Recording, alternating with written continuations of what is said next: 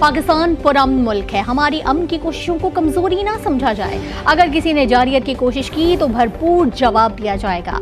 वज़ीर आला सिंध मुराद शाह ने दिफाई नुमाइश आइडियाज़ 2022 की तकरीब से खिताब में कहा कि मुसल्लह अफवाज ने पाक सरजमीन से दहशतगर्दों का सफाया किया।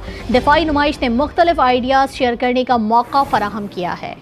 I want to send this message across the world that Pakistan is a peace-loving country and we would like to take all possible measures to avoid conflict with any country.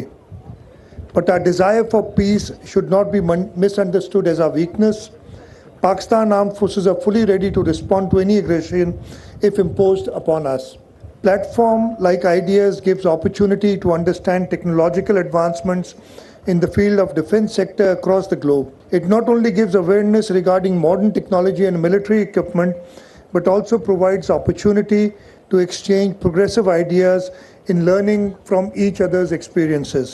Pakistan has experienced worst form of terrorism, but credit goes to our brave soldiers who have eliminated all challenges linked with it from Pakistan soil. Star news, Geo Pakistan के लिए।